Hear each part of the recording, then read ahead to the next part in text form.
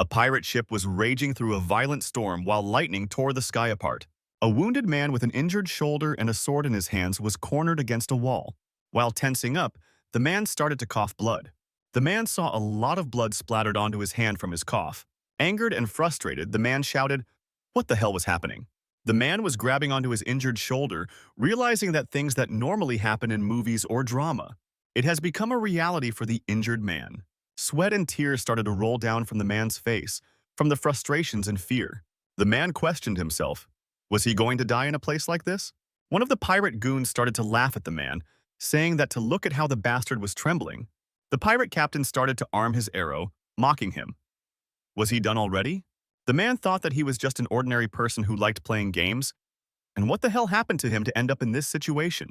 The pirate captain said that now it was getting kind of boring and he shot his arrow at the young man. The other pirates followed the captain and shot their arrows as well, piercing the young man. Losing his balance, the man fell on his back. The pirate captain put his shoe on the fallen man's chest, bidding him farewell. The man thought that everything was happening to him because of a certain scammer, a trickster. The captain raised his broadsword and brought it down onto the man's chest, while the man was only able to shout, "Damn it!" The scene then cuts to a day before this incident occurred. A young man was washing his teeth in front of his wash basin mirror. After brushing, he went to this room in the dark. Turning on his computer, the young man sits in front of it. Just like any other day, his goal was to play that game. He says how groaning after coming home from work was becoming a natural occurrence to him. He then starts to play that game. The name of this game was called The Dark World, to describe what it was like. This game was a place without any hopes or dreams. It's filled with never-ending wars, corrupt churches, thieves, monsters, undead, where the darkness of the world ruled after the dimensions were destroyed. This game has already been out for 20 years by now. This game didn't offer much in terms of graphics, nor does it have a large player base, but the young man has been enjoying this game since the day it was launched. While the game loaded, he wondered what kind of opponent he would face that day. But first, he checked whether his character was doing well or not. The game loaded, welcoming him to the dark world. The young man was in glee while looking at his in-game character, which was a knight in a blood-red suit with a large broadsword standing on the stage. The name of this character was Requesting PK. Its level was 95, and it belonged to the Blood Knight class. He also stated that normally he was a stagnant water user of the Dark World, but he was able to clear the campaign with one character only, the Blood Knight. The reason why he had only one cleared champion was because he was an absolute hardcore user, and he was among the worst of the hardcore users, a hardcore PvP user. Hardcore mode is a game mode where one is unable to revive their character if they die, and they lose their levels and items upon death. There aren't many tough players who can enjoy a one-to-one PvP play in the first place, but there are even fewer players who have completed the campaigns on extreme hardcore difficulty. Because no matter how good a player is, they will die fighting one day. But being on the edge is thrilling. On top of that, his PvP Blood Knight was the strongest character in the Dark World's history. He was even dubbed the Blood Knight Master within his community, and it was hard to find an opponent who was on the same level as him. The young man, while drinking water, notices a notification on his screen. 2 people had sent him a private DM in his chat. This was rare because after his Blood Knight's kill count went over 500, he stopped getting many PvP requests. But this was a great day since he got a new opponent or an ally. He greeted them, saying, "How are they?" The game prompted him to either shake hands to become comrades or fight and kill them. The young man went on to see who was challenging him. 3 players were challenging him this time, and he scoffed, saying that at those levels they all need to come at him at once. The challengers are thinking that the Blood Knight might be crazy for trying to take on them all at once. Then they all attacked him at once, saying that they would steal all his items. The Blood Knight raises his hands, planning to get started. With just a single attack, the entire area was filled with the Blood Knight's magic. All 3 players instantly got thrown away by the blast. The level 80 Soul Shaman started to get scared, shouting that who the hell was he? He was a freaking monster. Some sort of blood-red mist came out of the night, surrounded and grabbed the paladin around his neck. Using the mist as a rope, the Blood Knight pulled the paladin towards his hand. The knight, using the momentum, instantly grabbed the paladin by his neck. Both of the paladin's teammates were scared that everything was going to end like this. Was this happening? The teammates in the chats pleaded with the paladin to use his sword of light. The Blood Knight growled that instead of chatting, they should be using their skills to fight him. With just one attack, the Blood Knight instantly exploded the Paladin. The teammates were completely stunned, saying that it didn't even make any sense that a level 80 Paladin could be killed like this in just one attack. The Blood Knight then turns his head towards the rest of the teammates. He growls, saying that they are going to be next. The Berserker and the Soul Shaman look at each other, sharing secret glances. Then, both of them instantly leave the PvP server, making the Blood Knight shout in rage. The Blood Knight was left standing alone. The young man cussed, saying that this match was maybe another random pick. He was annoyed at how rude these people were. He wished that at least they should have left a nice item before leaving. He then remembered that there were 2 PvP fight invitations and turned to see the other one. He got a bit surprised by the name of the account. The invitation was from an account named Trickster29. He was quite impressed by how relentless this old man was. The name of the id was Trickster. He was one of the most famous Dark World players. But he had become a loser who just gives up his items after losing.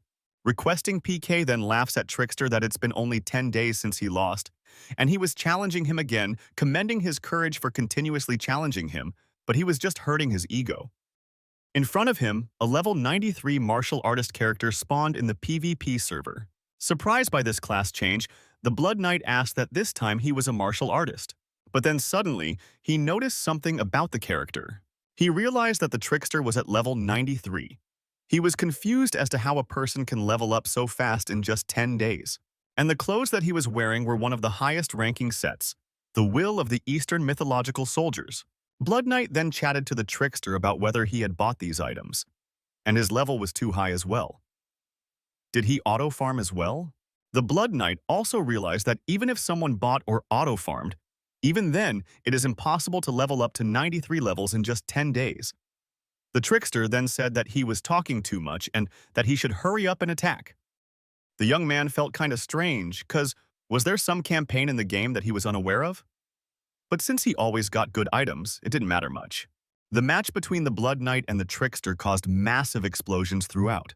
The Blood Knight defeated Trickster with his blood mist, mocking him for how hard it must be to lose every time. The knight got happy because he thought that he would get a precious will set in hardcore. The young man realized that he should probably close the room first, along with an anticipation of what other items he would get. But then suddenly, he started to get the fighting mode message, which told him that he could either shake hands and become comrades, or he could fight and kill them. The young man was confused by this statement because the fight was already over, but he couldn't understand why the game was in fight mode all of a sudden, and thought that it was just a game bug. The Blood Knight then suddenly saw something in front of him. A young blonde man suddenly spawned in front of the Blood Knight in the game, to which he asked how he got there. This blonde young man was none other than the Trickster himself. The young man was surprised that the Trickster came in his original character. Also, the level of Trickster was 100, which was that the character was created on the day the Dark World game launched 20 years ago. The young man was worried about what the hell he must be thinking to throw away such a rare character in just a single hardcore PvP match. The Blood Knight inquired the Trickster that even after he closed the room, how he was able to enter, was he using some kind of cheat because he was going to report him. Trickster answered him, saying that this was not any kind of cheat, and invited him to attack him. The Blood Knight said that the Trickster was being cocky for using his real account to try to fight and kill him. Trickster taunted him, saying that didn't he had a kill count of 99? Didn't he want to make it 10,000? The Blood Knight responded to his taunt by saying that was he was going to sacrifice his real account to bring his kill count to 10,000? Trickster spawns out his magical wand in his hand. Trickster confidently asks, "Sacrifice? What sacrifice?" Because he was going to win in the end.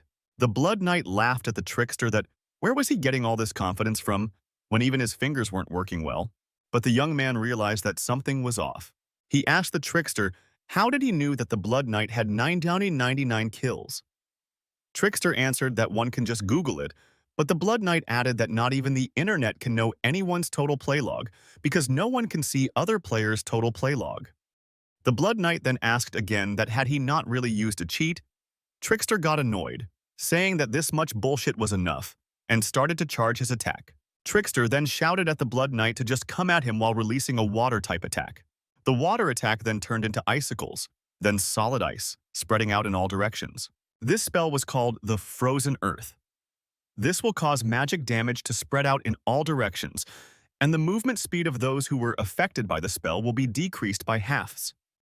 The attack spread as water to the entire arena, then froze solid into icicles. The young man was annoyed that the trickster just said what he wanted to without hearing him, even once. He didn't even answer him about the question about the playlog, while starting the fight right away with an awakened skill. The trickster's legs started to float in the air. The young man smirked, knowing that the trickster wanted to win from him no matter what. But even then it was futile because the Blood Knight used his blood mist tentacles to pick up the trickster, saying that he was done once he was in his hands.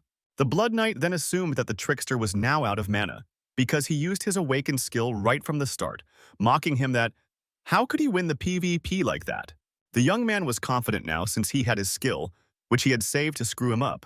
And this was the end. A lot of blood-red color dark mana started gathering around the hand of the Blood Knight. He shot the concentrated attack towards the trickster, shouting the attack name, the Whirlpool of Blood-Sucking.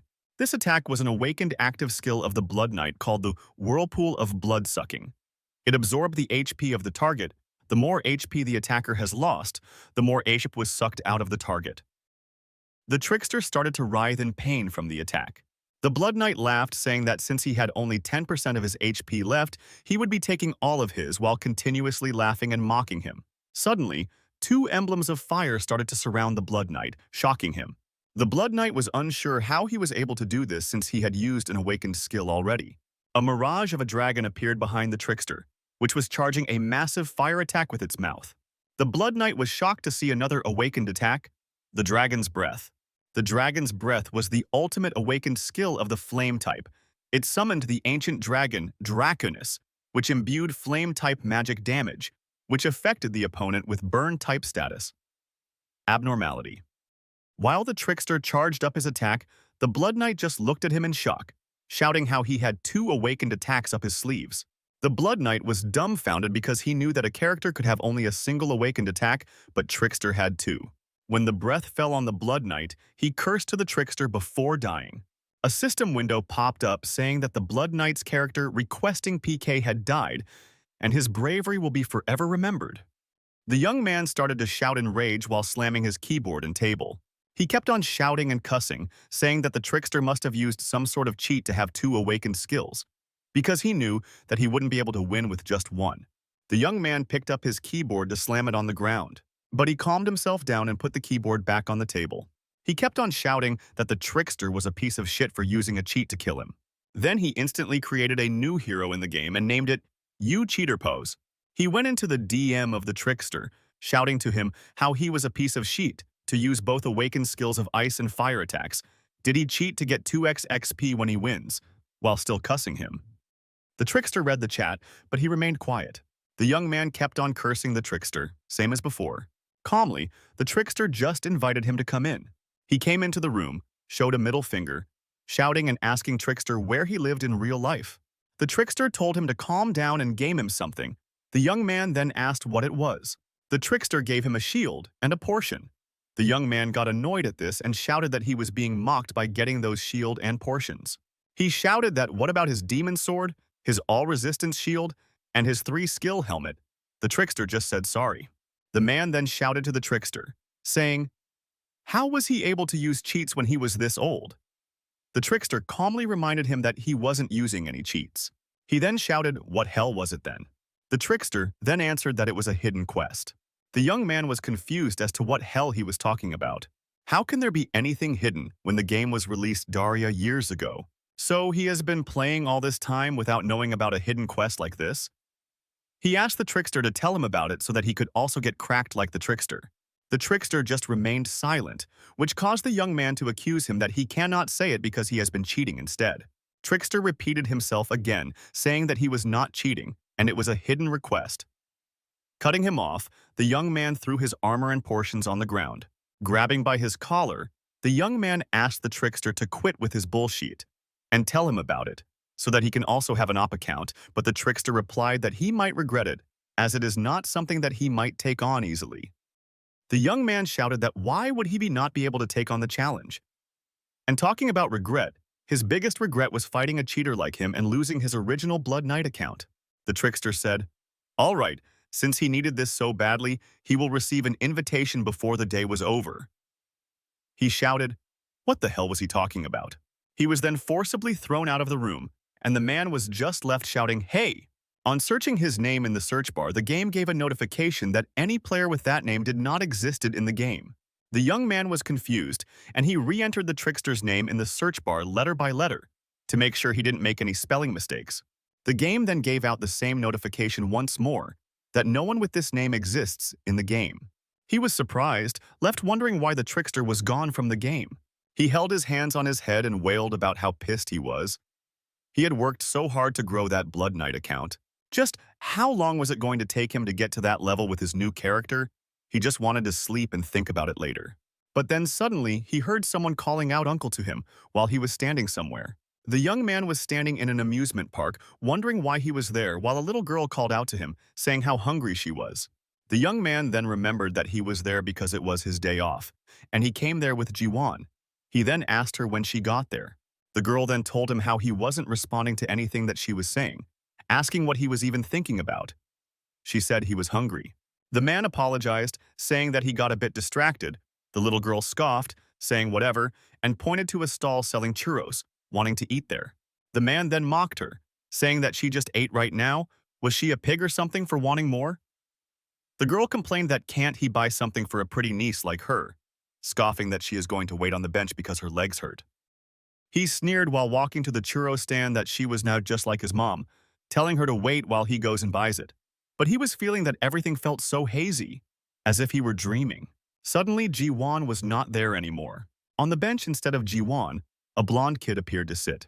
The kid looked a bit familiar, 5 to the young man. The kid then shouted to the young man that if he didn't want to get hurt, he should be sitting down. The young man just looked at the blonde kid and exclaimed what was happening. Everything around him turned white.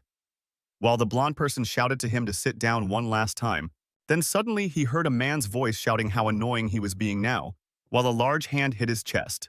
Getting hit, the man flew across the place and got hit on the side of the deck wall. An old bearded man shouted at him to sit because he was already so dizzy, and shouted for someone to pull the rope. The young man couldn't understand what was going on. He asked where he was and what was happening, but the old man said that if he didn't want to become shark food, then he should start to get moving. The young man looked at his trembling hands.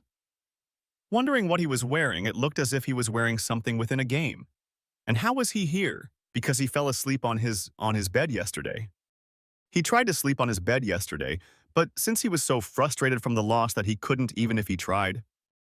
The last night before sleeping, he was grinding a bit on the game, clearing the first level, then falling asleep after getting on the ship of Chapter 2. Hearing the word ship made the young man realize something, that this place was the storming ocean and the ship, and he was wearing the outfit that one can see only in the games. The young man realized that this was actually the Dark World game, and he was the new game character he created, You Cheater Pose. He just sat there in shock at what happened when one of the ship's crew told him to stop getting in his way. Then suddenly, an arrow hit the crew member in the head, and he fell in front of the young man. What was left was the crew member's lifeless dead body in front of the young man.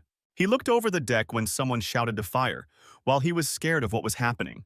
Over the deck, he saw that the pirate captain and his crew were climbing up the ship.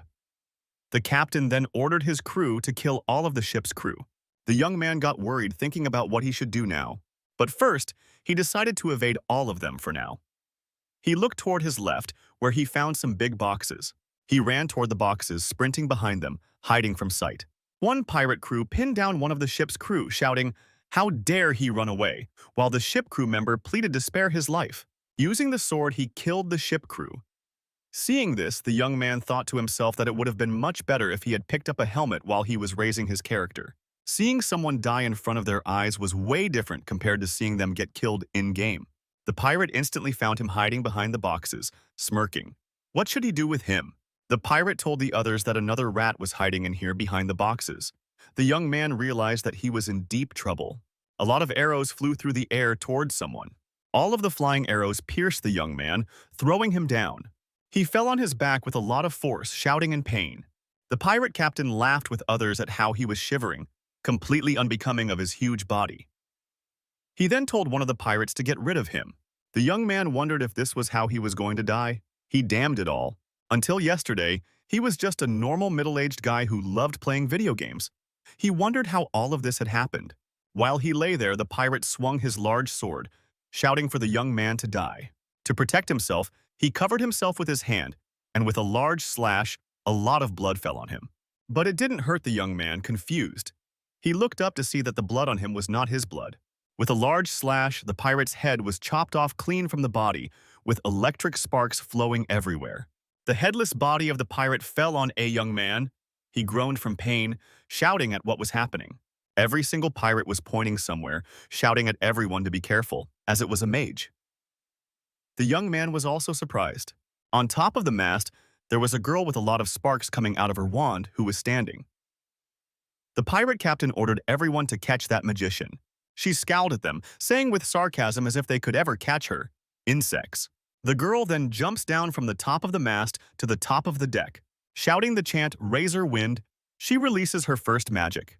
The magic created blades made up of wind, which went through all of the pirates, cutting them up.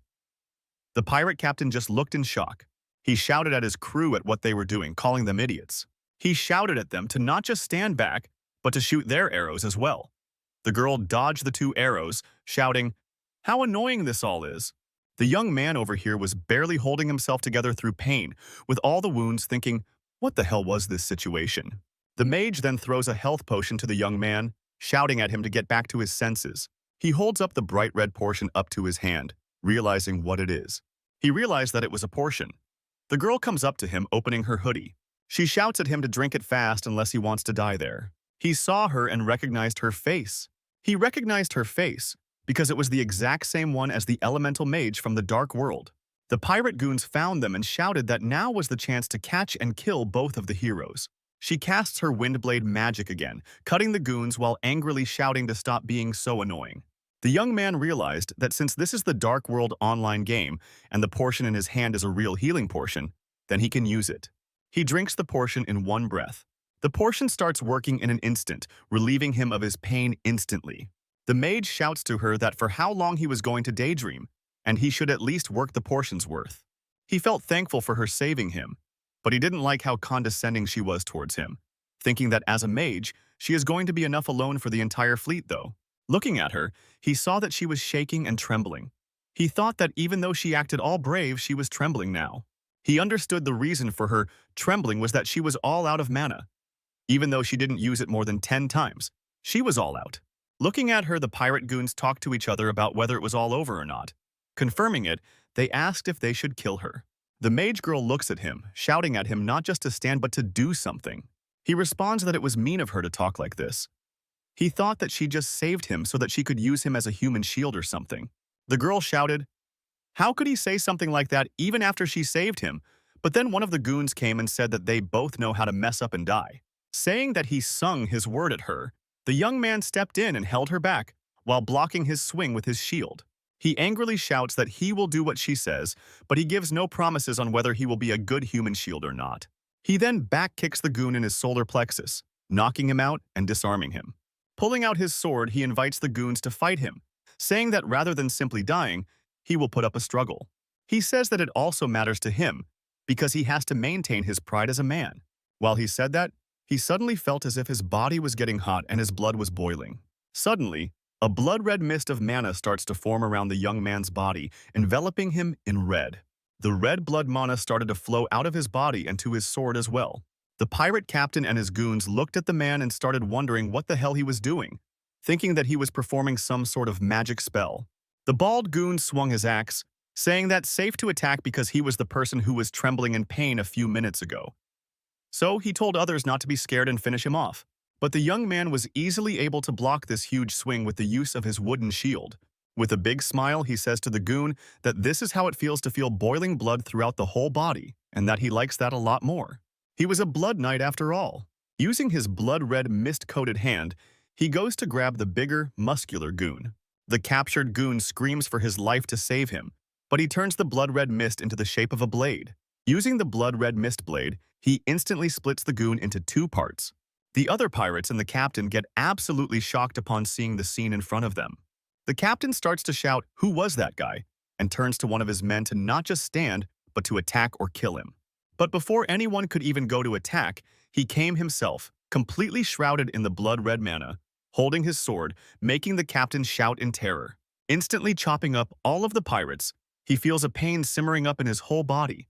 He was feeling as if a seething blood was controlling him. He felt a sense of superiority and freedom, an unbearable pleasure. He felt as if his consciousness was sleeping away somewhere far.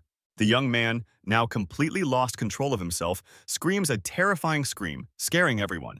Everyone starts running away from the Blood Knight. Unable to find somewhere, they all jump into the water, screaming for someone to save them. After that, his blood-red mana subsides and he calms down. The mage girl then asks him whether he was okay or not. Saying nothing, he just plops to the ground, worrying the mage girl, who asks her again what was wrong with him all of a sudden. He falls to the ground, losing consciousness, while the mage girl was beside him, shouting at him to wake up. The scene then cuts to the next day with a clear blue morning sky. The young man then wraps a bandage around himself, worried about something. The fight the previous night caused him to lose too much blood, and he was sure that if he continued at this rate, he might really die. Looking up at the sky, he assessed his situation. He had barely survived the previous fight, but still couldn't believe what a ridiculous situation this was. He wondered whether he was actually in the game of the Dark World because he felt everything. He looked at her, thinking that even the girl looked exactly like the game's elemental mage. Feeling uncomfortable, she stared back, asking what he needed and why he was staring at her. He asked her to tie the bandage around his arm for him because he was unable to do it with just one hand, but she refused, saying that she didn't want to because it was dirty. The young man just accepted his fate, saying that there was nothing left to do now, when suddenly a bag with glass bottles clinked at his feet. The young man remembered that it was his item bag that he had forgotten about before. Inside the bag, there was another portion bottle as well, which he pulled out. Feeling happy, he started drinking the portion in front of the elemental mage girl, who saw that he had multiple portions at hand. She instantly crawled to his bag, wanting to take a bottle for herself as well, but the young man shouted that she was trying to do. Taking two out of his bag, she smirked and said that he also had a portion as well with him. The young man shouts at her to give it back, but she said that what would he do if she said that she didn't want to? Justifying, she said that she gave him a portion the last night as well, but he disagreed, saying that she gave him one, but why was she taking two? She said that she helped him when his life was in danger, so she would get no profit from her if she only took one back. But the young man stood up and grabbed her arm, saying that he needed them now since he was hurt. He would give her back two later, but she still held her ground, saying that she didn't want to. Now, getting angry, he asked her to give it back while he was still being nice. And she, still holding her ground, said that what would he do if she didn't? Just as they were continuing to fight, the captain of the ships shouted at them from behind to say something. The captain, standing on the top of the deck, shouted that he could see the port, the city's South Harbor port. The young man was surprised that they reached the shore this fast. He recognized the area. It was the South Harbor port, the second stage of the Dark World, second act. Their ship safely arrived and docked at the South Harbor. The captain announced it and then told his crewmen to disembark in orderly fashion. The young man then scouted the area. He was worried that in a place where there isn't a single naval soldier to protect the ship, would he be all right or not? He was also worried about what might have happened if he had come in his original character. While they were moving down the ship into the port, he heard the bickering of some people arguing about something. Upon hearing closer, he realized that there was a lockdown applied on the court because many sea bandits were lurking throughout the open seas. The young man understood that just like the setting of the Dark World, the harbor was already raided by pirates. There were smoke signals, broken city walls, and bloodstains. It was really serious. He was also happy that he was a blood knight. Because of his skill of flowing blood, he was able to recover with just one potion. Just as he was going through the city, someone called out to him to stop where he was standing. A few soldiers had stopped him. They asked, since he came from abroad and was armed, whether was he a soldier or not. The captain of the ship interrupted them, saying that this man had saved them from the pirates. Diverting their attention, he called them over to another place to talk, and the knights agreed as well. Over to the side, the captain pulled out some gold coins, giving them to the knights. The young man understood what they were doing. After that, he went and thanked the captain for helping him at the checkpoint. He was indebted to him now, but the captain instead thanked him back, saying that if he wasn't there, then they would have all died. So he asked this to consider as a reward and bid him farewell. The young man then thanked the captain and bid him farewell as well. He thought that the captain was correct to be inconspicuous because his current armor and weapons were making him stand out among the public. His attention was then caught by some more guards shouting at a magic user to stand down. The guards were surrounding the elemental mage girl to get down, while she was trying to explain to them that there might be some misunderstandings. She tried to explain that she was a mage learning at the La Palais Palace, but the guard dismissed her, saying that how could they trust someone who didn't have a magic card? She agreed, saying that she may not have a card, but she had a magical recommendation letter written to her by her master, and reached to pull it out. One guard hit her hand really hard to stop her from putting her hand inside her cloak, with her shrieking from pain. Angered by this action, she pulled out her magic wand to point at the soldiers, saying how dare they. On seeing her holding the weapon in her hand, all of the guards instantly got into super high alert mode, shouting to others that she had lifted her weapon. One of the guards then stabbed her leg from behind with a long spear. Ripping out the spear, they threw her to the ground, shouting for all the other guards to apprehend her. Falling to the ground, she screamed in pain, shouting that it really hurt. Did they really need to stab her? Another guard stepped onto her wand and broke it into pieces, leaving her screaming for it. All the guards then started to kick and thrash her, shouting, "How dare a magic user pull out their weapon?" and kept on kicking her. The young man then came in running from behind, shouting to the guard to please stop kicking her. Stopping their kicks requested them to stop hitting, as she would die at this rate. The guards shouted at him, who was he, and told him to run away. In his mind, he thought that these guards were crazy, but he needed to help her because she was someone who helped him. And using this money like this might be a waste, but in this case, he thought it was okay to do it. He bowed down to the guard, pleading to them that this brat was part of his group. She acted like that because she didn't know the ways of the world. And he apologized, saying that she just made a mistake. Pulling out his purse, he flattered the guards that he was sorry to make them wait like this, and in order to compensate them, he wanted to give something. From within the bag, 3 gold coins clinked out into his hands, each one for one guard. The guards understood what was going on and instantly got interested. Continuing his flattery, he gave the 3 coins into the guard's hand, and the guard also slid them in smoothly, saying that something like this wasn't necessary. After the transaction, he requested the guards for his leave, because he was injured, and he didn't want to keep them waiting any longer. He then told them not to worry about that kid, but one of them was cautious, saying that it was okay because magic users don't let go of their grudges easily. He reassured them that she won't hold any grudges because she was at fault in the first place. He added that she might be stupid, but she knows at least this much.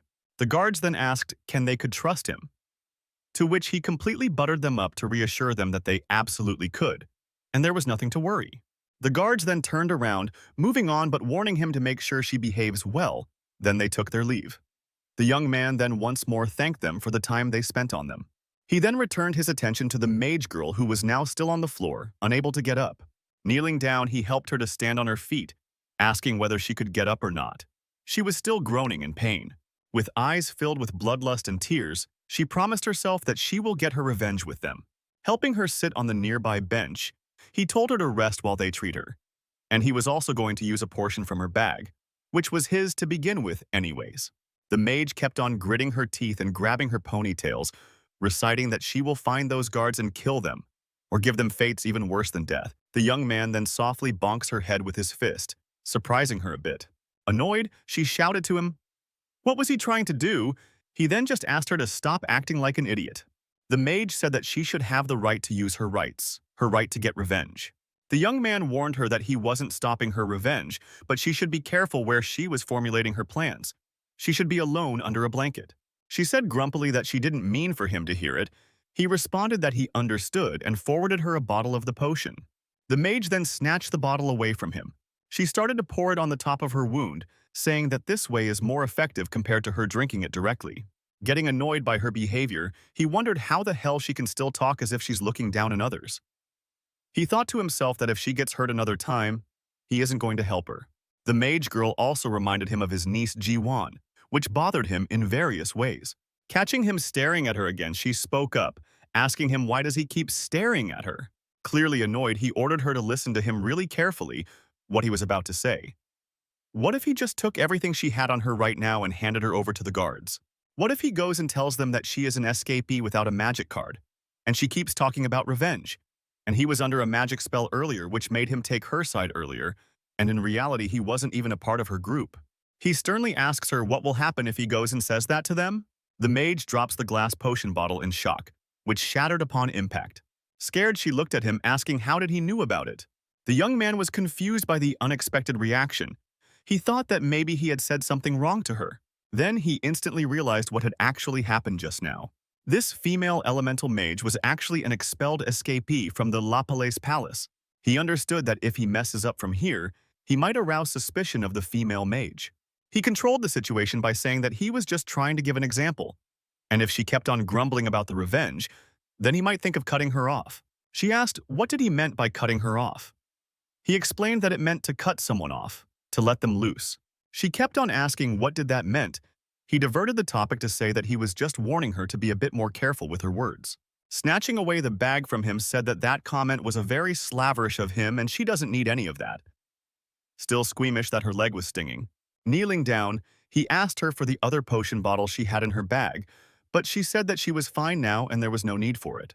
But she gave the bottle to him anyway, and he then reminded her of something that she might not have known. He held the bottle and told her that the potion bottle was his. She didn't understand what he was trying to say. He opened the bottle, saying that he saved her, which was worth more than one bottle. He then smiled and told her not to make that face, as if she had been wronged.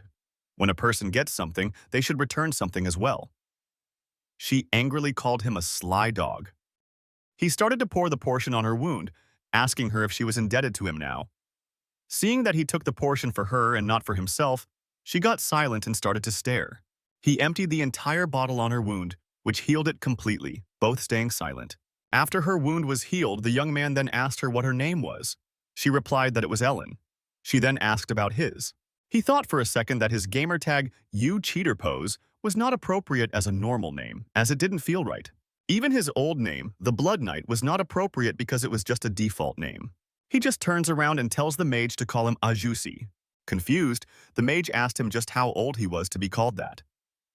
Instead of asking him to call Appa, instantly changed her mind. In a bar, the village tells the young man her story, but he even calls her a leftover human. 19 slams her glass on the table in frustration. Angered, she asked him what did he meant by leftover, but he told her to be quiet because he was really annoyed as well. He was annoyed because she could not use any magic, because her wand, which her teacher gave her, was broken, and apart from that, she could only use the razor wind spell. He was surprised at what kind of mage she was because this was just like being a prop for the wand. He explained to her that a mage isn't just a magician, they uncover the secrets and very foundation of matter as well. What else? She could not even satisfy the basic functions of a mage, her knowledge. At this point, she was like a chef who could not cook, a singer who could not sing, and a doctor who could not treat. He then straight up called her a defective product, a leftover human. But even this behavior, the young man found strangely familiar. It wasn't because she resembled Ji-won, but it was more like 6 months ago, he raised a female elemental mage who resembled her. Her name was IJKL Mage. He also recognized her wand, which was the Westerly Wind Baton. During his previous account gameplays, he made a new mage character the moment he got the wand. All of this info and coincidences made him realize something really important. He realized that the character in front of him was none other than Aikul Maj. She called him up again that why was he staring at her? He was just surprised that the character he created ended up becoming a living being. Who would have that he would be seeing his own character right in front of him? Setting that topic aside, he asked her that why did she come to South Harbor in the first place? She sighed, saying that she had something she needed to do here. Surprised and curious, he asked what she was trying to do. But she refused, saying to mind his own business. But the young man requested her to note this so cold to him. They had saved each other's lives after all. This guaranteed to create a little bit of trust between them. But she coldly replied that it didn't matter. She told him that he did not give him any reason to trust him yet, except for the incident earlier. But the young man clenched his teeth, saying that she cannot just ignore the incident earlier, as it was really important, and why would he try to gain her favor? She responded that how could she know? He then said that he was thinking of adding her to his party. She shouted, who was he to decide that all by himself? He reassured her that he was not going to do as he pleased, and that they were both going to discuss everything to reach an agreement. Sitting back down, she asked, what kind of agreement? He said that he was a really skilled warrior and has a lot of knowledge of this world, so it made a really compelling choice to have someone like him in the same party. Asked her what she thinks about it. She agreed, saying that even though he looked like a jerk, he was a pretty good candidate for a team member. He was annoyed by how annoying she was till the very end. But she started to grumble that she could not even manifest her abilities as a mage, and the wand that her teacher gave to her was broken. The young man started to think that maybe the elemental maze considers the Westerday wind baton as an item that her teacher gave to her. He agreed to it, that yeah, she was now an actual leftover human, which stung her a lot. But instantly, he optimistically reassured her that she won't stay like this forever because she was still growing every day. She looked at him with a confused and pained expression. Mockingly, she said that what would he know about magic? Because she studied magic for over 10 years. Even then, she was not able to make a single flame on her own. He looked aside, agreeing that, yeah, he did not know anything about magic. Elle had started to cry a little bit by this point. Changing the topic, he slammed the table, shouting that she definitely has the potential to become an outstanding mage. He could literally feel it. Looking at the young man with complicated expression with tears in her eyes, she just stayed silent. She then revealed to him that she was here as per her teacher's order in order to find someone. The last traces of that person was discovered in the city north of this port, and she was on her way there. The young man started to think who this person could be that she was looking for. He realized that her target was the spell thief Seich, who may be hiding in the Raven Cliffs right now. So in return, he revealed to her that he was there because he was looking for the origin of his blood. It was a process that he needed to go through to master the art of blood control, for which he needed a party. He wondered whether it was going to be okay that he was just reciting the original plot of the game, since that's what came to his mind first. He asked her again, did she trust him a little bit now or not? Looking down, she agreed, saying that it's okay since they were going to the same place anyway. The young man felt relieved that at least she had started to trust him a little bit now. Agreeing with her, he stood up and extended his hand to her for a handshake. She shook his hand. He assured her that they would try to do their best together. In an inn named the Boathorn Inn, the young man sighed about something really crazy. He was angry that after paying such a ridiculous amount of money for the inn, there was absolutely no bed and it reeked of a disgusting smell. It actually looked more like a horse stable rather than an inn. The mage pushed him aside to move over and to stop acting like so hygienic. She said that she was tired and she was going to sleep first. The young man asked her again, that was she going to sleep in a place like this? She agreed, saying that she will, and not to disturb her. He sighed, giving up and saying that nothing can be done anyways after all. He opened up his weapons and holsters and kept it aside to him, in the inn. Looking towards the ceiling, he started to miss his home, but wondered what he could do in order to get back. He remembered something. The trickster said that it was some sort of hidden. Did he actually meant that the hidden quest was completing the campaign in real life? He wondered who the trickster was. Was he some sort of god or being? After all the useless thoughts inside his head, his eyes started to get a little bit heavy. His eye is completely closed up and he went to sleep. Some sort of blue light instantly woke him up. The young man was now in his old body, in a completely white space. He frantically started to look around, trying to find that where was he? A blue hologram instantly popped up in front of him. Looking at it, he realized what it was. The hologram was his character sheet from the Dark World. The scene cut to the next day morning sun. The young man woke up yawning loudly, saying that he slept really well. The man wondered how did he felt so refreshed. He felt as if his brain came directly out of a washing machine and his body felt so light that he could fly. He wondered whether this was also due to his class of being a blood knight, because he was definitely hurt last day and lost quite a blood as well. He started to suit up thinking that this body was exceptionally healthy. The mage also started to wake up. He mocked her, saying that she must be able to sleep well in a place like this because of her constitution. She looked at him, still yawning and half asleep. That why was he trying to pick a fight early in the morning? What a terrible hobby he has. He corrected her, saying that it was not morning because the sun was already high up in the sky, but she angrily asked him why did he keep being sarcastic. Although she agreed to join his party, they were still not close enough to joke around. Her stomach grumbled, interrupting both of them. Her face turned red in shame, whereas he just kept looking at her silently. The young man felt a little bit guilty and sighed, saying that they should eat first. He poured his spoon into a bowl filled with white porridge. He asked repeatedly whether something had changed about her. She refused, saying that no matter how many times he asked, the answer would be the same. He thought it was really strange because there was definitely something different. Because in his dream yesterday, he saw the Dark World character sheet. There were 2 tabs and the first tab was his sheet and then the second tab was her sheet. And since it was possible to distribute his skill points among both, He took a look at all of the points he had and distributed all among both of them. Using the character sheet, he strengthened his passive skill, the flowing blood, and increased his health by 2.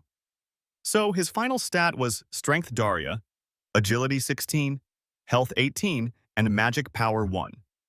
Whereas for her, he invested 3 points into Flame Arrow, 1 point into Burning Weapon, and 3 points into Cold Air Spray, and 3 points into Wind Fist, and 1 point into Spirit of Dance. So for the rest of her stat, he brought her Strength to 10, Agility to 13, Health to 15, and Magic Power to 23. Since he distributed all of the points, without leaving a single thing, he expected there to be a really big change in her. But she said nothing had changed. He was worried that why was the no change in her? Was the dream he saw last night was just a random dream? She again called him out for staring at her. For the last time, he told her that she has to say him anything if something has changed. She said she understood and asked him to shut up and eat. Her behavior annoyed the young man very much, and washing his clothes, he put them out under the sun to dry. Besides that clothesline, the young man was doing his workout. One-arm push-ups. He was surprised at his body's resiliency because even though he was wearing his heavy armor, he was easily able to do 1 Daria push-ups in 1 minute. He was worried about the mage because she was an extra who could not do anything. So he called her out to exercise, but he was surprised that she was going to meditate. He set her aside.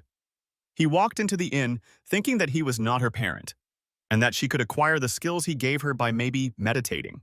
When he walked in, he realized that somebody was there already inside. A red-haired girl innkeeper asked them whether they were the customers who arrived yesterday and wondered why they were sweating the first thing in the morning. The young man answered that he did it because he felt refreshed and good. She then laughed at him for being a weird one. He also laughed back, saying that he heard this pretty often and asked what her name was. She said that her name was Daria. She greeted him with a warm smile, saying that it was nice to meet him. Looking at such a pretty lady, the young man started to blush. Asking her could he inquire about something, he asked Daria that who attacked the city. She said that the city was actually not under attack right now, which was a bit ambiguous. She added that the bandits attacked a fortnight ago and they were right now hiding in the reeds. And same with the pirates. They have been just attacking and plundering anyone who were coming and going. He then asked whether the bandits and the pirates were on the same side. Daria affirmed him. He asked next whether they were trying to starve the city to death, but she refused, saying that this might not be the case because there were a lot of reserved goods, so they might be okay for a long while. The young man realized that, just like in The Dark World Chapter 2, they were planning to pulverize the crisis that will fall upon the South Harbor and loot everything. He realized in order to survive, he needed to do something about it. Daria asked the young man whether he was okay because his complexion was starting to look a little bit pale. But he reassured her that he was okay. He was just hot, and he asked if he could use the well outside. Daria agreed with him with a bright big smile. She said since her father was not there, she will just allow him to use it. The young man then used the well to take a bath, washing himself clean. The maze girl instantly popped out from his behind, asking him whether he was done talking with Daria. The young man instantly got scared because of her. The mage girl asks why he got so shocked because of her.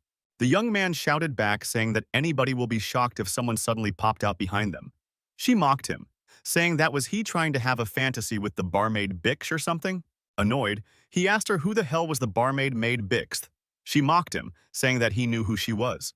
He then asks her to stop picking a fight. He thought that she was meditating right now. He asked, why did she came out?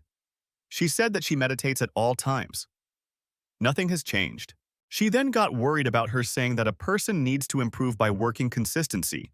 She was way too young to be getting lazy. She added that if anyone could get better by working consistently, then there would not be any non-magic users in the world. He agreed with her, thinking that if she practiced at the La Palais Palace, then she must have meditated till she died of boredom. But she felt something was different today. Although it might be just that her spiritual senses was simulated because she was in an unfamiliar environment. He disappointedly agreed and turned around. The moment she saw his body, she started to scream. She covered her mouth and started to scream at him that he was a pervert. And to go away, he thought that he did something wrong. He didn't understand because she was completely fine when she saw his back. She was suddenly like this. She grabbed both of her ponytails and started to run away. Confused, he called out to her. He thought it was not like his pants were off. He wondered why she acted like this. Was he smelling a lot? Still confused, he walked into the inn to ask something to the barmaid. He asked the barmaid whether there was some kind of a general goods store or a blacksmith nearby from the inn. When she asked why, he answered that because he wanted to buy some things that he needed. After thinking for a little bit, she remembered that there was a general goods store nearby. The store was next to the post office, and it was called Oreg's General Goods Store.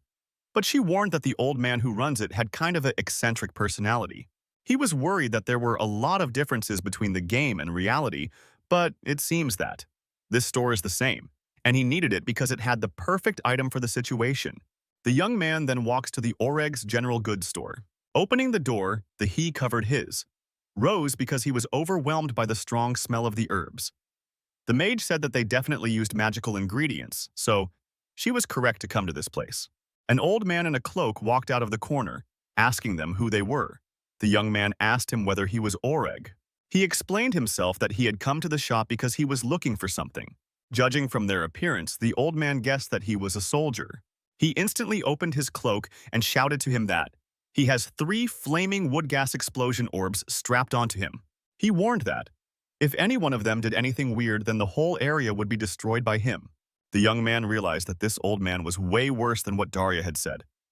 He was not just eccentric, he was completely crazy. Next scene cuts to a flashback about an hour ago. The young man was knocking on the door of the mage, entering the door. He told the mage that he just wanted to talk with her. She was completely surprised. Without answering anything, she just huddled herself into her corner. He just looked at her and sighed. He went and apologized to her about earlier. He said that he did not know why she was acting like this, maybe because he did something, because he was not familiar with the culture of this place very well. She looked at him and shouted that, is this what he is going to use as an excuse for his behavior earlier? She backed down, saying that he must be correct since he did not even know about their currency system. She explained that her kind do not expose their chest to the other gender until after marriage. While walking out of the room, she told him to be careful from now on. He took a sigh of relief because he just thought that their relationship was over. With both of them sitting in the canteen, she asked him what he was trying to say to her. He had called her in order to talk about the plan. Firstly, he asked her to take all of her money out that she had on her. Grabbing and hiding her money purse, she told him that she did not want to. Slamming his hands on the table, shouted to her, why was she doubting him now? He spent an entire 5 whole silver coins to save her, and she was thinking that he was going to fool her. She asked him to calm down because it wasn't even that much amount of money. She pulled out around 8 silver coins out of the purse and put it on the table. He asked once more whether this was all the amount of money she had. She angrily said yes. He started lecturing that how she was saying him that 5 coins were not enough. What was she trying to do, come to another country with just 8 coins on her? The first part of the plan was they were going down to sewer and earning money through the castle's owner mission. Then they will find a way out through the sewers as well. The beach thought that this was a brilliant idea because there were a lot of cities where the sewers were used as secret passageways. He told her to get ready in order to get the entire layout of the sewers, and that was what they needed the money for. He again started to lecturing her that they did not have the money to buy the equipment they needed, nor that she can use the magic or sword, and she was yelling at him for facing over a little bit amount of money. He mocked her, saying, where did her audacity come from? The mage girl was silent and just bowed his head to look at the ground without being able to say a single word. Thinking that he might have gone a little bit too far, he asked her, what happened? What was she doing? The mage girl was actually crying. On seeing this, she shouted to the young man to shut up while calling him an idiot. He felt really guilty for the way he acted and thought that he needed to change and act his age. Worried and confused, he said, sorry, and asked whether he should order some food for her. Wiping her tears, she said that she got the plan but asked that what he was going to do with the money. He said that he will buy what they needed first. Looking at the list of things he needed to buy, she got worried that how are they going to carry all of that? Thinking that he might have overdone it, he also offered to reduce some of the items. Looking back at it, he never realized just how cool this character always was. Now, back to the present, the old man had warned them not to even think about doing anything. But after a while, the old man asked him what he was here to buy. He said that he needed a lantern and some of the things. Here's time whether both of them were going to the young man agreed with him, picking out a bullseye lantern. He gave it to the young man, saying that it should be able to light up the walls of the sewers. He agreed to purchase it. For the other things he bought, refill oil, a torch, a map till the second level. He didn't need one for the first level because there will be guards. He warned him not to go deeper than the third floor because it might get dangerous. He also told them to go to the Drunken Pony Tavern for food because they sell stuff like biscuits there. The shopkeeper asked whether they needed any kind of medicine, but the young man said that he needed some portion. He said that he did not had any because he was not an alchemist. He then asked what kind of medicine he had. The shopkeeper answered that he had the poison-tipped arrow antidote. He also had one that was an antidote for most paralytic poisons. He might come across a burying beetle, so he also had some nerve person antidotes too. The shopkeeper then looks towards the girl, asking whether she was a mage. She rudely denies him, saying that it was none of his business. The shopkeeper doesn't say anything and just calmly observes her. He then calculates the cost of all the items and bills it for 4 silver coins. The young man was surprised that why was this so expensive. He then tells him that the prices of everything has increased because all of the trade routes were shut down. He refused to do any negotiation. Told him whether to buy or to get out. The young man was stuck in a bind, unsure to what to do now. While thinking on what to do next, the mage girl said from behind just to pay, because they had no choice. But looking towards the shopkeeper, she warned him that if he was trying to rip them off, then it won't take her long to burn down the entire shop because there were a lot of good items to loot here. Mocking him back, the shopkeeper said that she must not know what an explosion or this. Both of them continued to bicker. The young man tried to stop the fight between them. Looking at her, the shopkeeper was in a bind.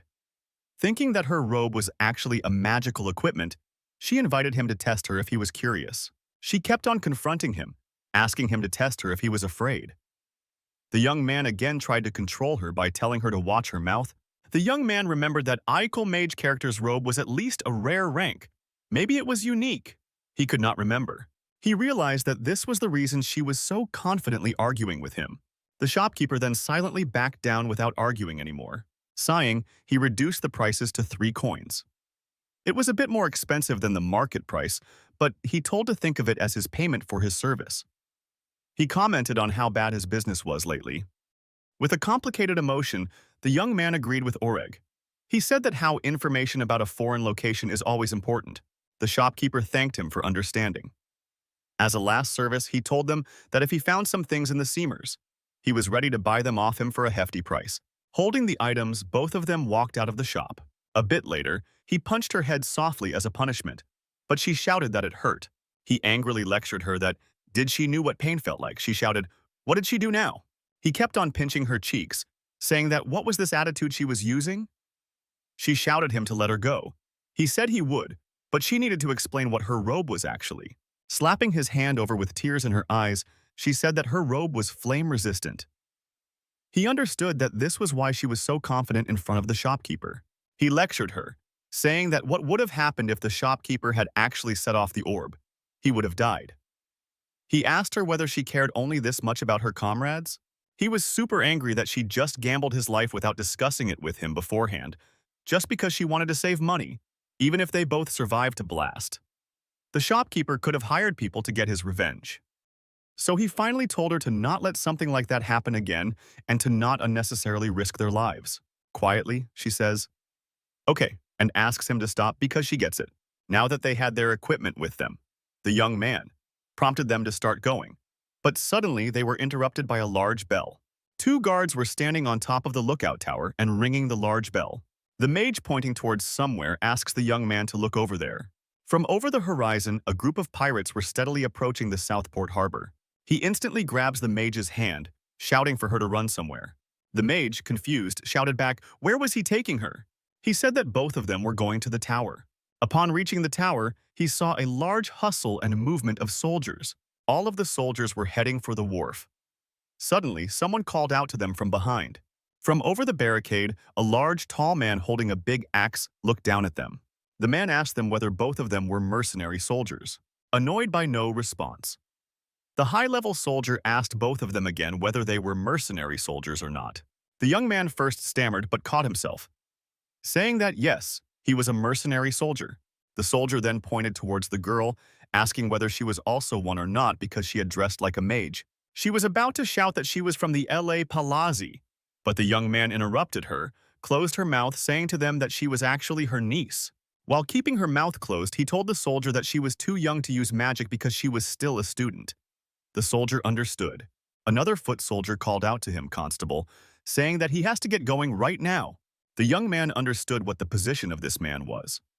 The constable then said to the both of them that the Lord had put a mobilization order, so he asked both of them to follow them, and they might be imprisoned if they disobey. He agreed to her, but he requested that he would first send his niece to the tower first before going with them. But the constable shouted at him to come this instance, because she was not even a child and she could have run away on her own. The constable then looked at the progress of his foot soldiers. The young man then released the mage's mouth. She started shouting that she was not a student, but she was an independent grown, only to be interrupted by him, who showed her the sign to be quiet. After she was quiet, he told that he thinks she is an independent mage and that she will be the greatest mage of the middle world. But as of right now, she could not even perform as a mage, because she could not even cast a spell on her own. The constable then shouts for the final time, how long was he going to wait? If he waits any longer, then he's going to arrest him. The young man was annoyed at how impatient this constable was. He then shoves the bag full of items onto the mage girl. He orders her that her mission now was to protect those things. They got these cheap because of her, and he wanted her to hold on to them so that they don't lose them now. She was trying to follow him, but then he shouts at her to hurry to the tower. She stops in her tracks just left, looking at him. The young man and all of the other soldiers accumulated at the front gate of the harbor. But then he saw something really disturbing about the wharf soldiers. All of the soldiers who went to fight the pirates were all already dead. Up until this point, the young man was very optimistic about the situation until he got to the wharf. All of the South Harbor soldiers were well equipped and trained, and their command systems also was pretty solid. Except for 5 to 6 people who were dressed as mages, there were more than 60 people who had come for support. He thought that it was going to be as easy as the pirates from a few days ago on the deck. But reality was completely different from his expectations. It was because unlike those pirates on the boat, these pirates were really experienced ones. The constable shouted the militia to move forward. The young man was worried. After all, they made him stand in the first row because they counted his buckler as a shield. But the buckler was not a shield, because all it could do, was just cover one shoulder. This was a really unfortunate situation for him. A bunch of arrows started to fly from the militia side to the pirate side. After getting hit, a bunch of pirates also started to fire back their own shots too. The young man was absolutely shocked to see the militia using crossbows, because crossbows could also hurt their own soldiers as well. Instantly, one of the pirates' crossbow killed one of the militia soldiers who was standing just beside him. The young man just saw a human being getting killed in front of him. The only thing running in his mind was that he might actually die. Just as he said that, a crossbow hit him on his breastplate and pounced off, knocking him out. Falling, he started to cough loudly, realizing that he had just almost died. A man holding a large shield in front of him asked whether he was okay or not. Catching his breath, he replied back, saying that he was all right. Seeing that this man was protecting him, he thought that he was some kind of angel. The man chuckled, saying that he must be good with sword, so he asked him to watch his back for him. The young man agreed. But he was worried that seeing his weapon and his physical abilities, he must have mistakenly thought that he was pretty strong. But regardless of how the other man was thinking of him, he was in near panic mode right now. He was already really upset that he had to be there against his own will. But now, he also had to fight against those monsters. They looked really bloodthirsty, like beasts. He was sure that he could never win against them. Maybe he could have risked it if it was a game, but in actual life, he was not going to give this any chance. Just as he was about to start panicking and trying to run away, someone hit his back of his head to bring him back to his senses. A lady said to him that was he that scared that he could not see his surroundings. The young man angrily shouted, "What was it?" The lady also shouted back to him to look in front of him. 2 arrows from an enemy crossbow came flying and fell at his legs. The young man angrily shouted that arrows were flying at him, and she was asking him to turn around. She calmly told him that she was going to charge forward with her colleagues, and she wanted him to watch her back. Not understanding what she was saying, he shouted that, what the heck was she even talking about? But he was interrupted by the constable, who shouted all of the militia to charge ahead. At the moment's notice, the lady and her entire group charged ahead while shouting attack and to kill them. Looking at them, he was surprised. Shouting, What the hell were they doing? But the constable shouted at him to charge again. The constable gave the young man a really large slap, shouting at him once more to charge forward while calling him a coward. He turned his anger towards the constable, who has been treating him like trash since a long time. He kicked him with all his power right in the chest, knocking him out. The 2 foot soldiers then started to point their weapons at him, shouting that was he out of his mind, and to drop his weapons. The young man sighed, feeling a little bit relieved because he realized that he was not Kim Seung-soo, but Phoenix right now. 1 foot soldier charged his spear towards him, shouting at him to drop his weapon while cussing him. But with one swift motion, he instantly parried the attack, diverting it. While the other foot soldiers were starting to attack him, he shouted out to them to stop. He explained that the attack back then just self-defense. Anyone would be mad if they got slapped in the face out of nowhere. They were planning on shouting back, but he cut them short, saying that he was going to charge into the battle right now. He explained to the confused soldiers that he was going to charge into the battle right now. Since he did not disobey, he wanted those guys to be his witnesses. Getting back on his feet, the constable cursed at him to be a dirty mercenary, but he could not say anything because he knew that he was pretty strong. So in compensation, he needed to kill 20 for them to forgive him. Surprised at the number of pirates he had to kill, he asked again in surprise. Knowing his objective now, he started to run towards the battlefield, telling the constable to keep his part of the promise. He first thought that he made a mistake the moment he threw that punch, but it was one of the best choices he made because he also got a bit of confidence from it as well. Using his sword, he cut a tiny cut on his palm to make him bleed. Using his blood to envelope his sword, he made it into a blade of blood. In one swift motion, he started to kill all 20 of the pirates one by one. He chopped off the leader of the pirates right through his middle, splitting him into 2. The shield mercenary saw the young man standing beside him. He started to laugh gleefully that the young man was finally here. But the young man was drowned in his power, thinking that because of his blood on him, his body was feeling really hot, and he was feeling a thirst of dominating his body. The shield mercenary started to get a little bit worried about his demeanor, even though mercenary leader also got a little bit worried. The blood-red aura surrounding him started to spread everywhere. He started to smirk, saying that this power was getting more intense. The mercenary leader killed 2 of the pirates with just one swift motion to their necks. The young man got worried that they were all stealing his kills. The big, burly pirate picked up his large axe and prepared to swing it on the mercenary leader. But then she shouted all of his members to huddle together, with the shield mercenary in the front. The shield mercenary took the full blood of the axe, absorbing the impact completely. The leader jumped up from one of the members' shield towards the pirate whose axe was still stuck in the shield. Then she kicked his helmet, turning it around, removing his vision completely. With a clean cut from his sword to his neck, she instantly kills him. She stands victorious on the top of the pirate's body. The young man looked at it in awe, realizing that this is how it was supposed to be done. Then suddenly, another pirate swings his sword while running towards him, shouting for him to die. Kicking this sword away, he instantly disarms the pirate. With just the sheer force, he gets thrown away, shouting at how this kid is so strong. He runs toward the pirate, who fell down angry to not let others steal his kills. He stabs his sword right into the pirate's chest, killing the 4th one. 2 pirates in front of him got scared seeing his strength. Using his blood mist-covered sword, he punched through another pirate, making it the number 5. All of them started to shout to each other to surround this psychopath. When's killing the 6th pirate? He thought to himself, that unlike the mercenary leader earlier, he has no combat experience or techniques.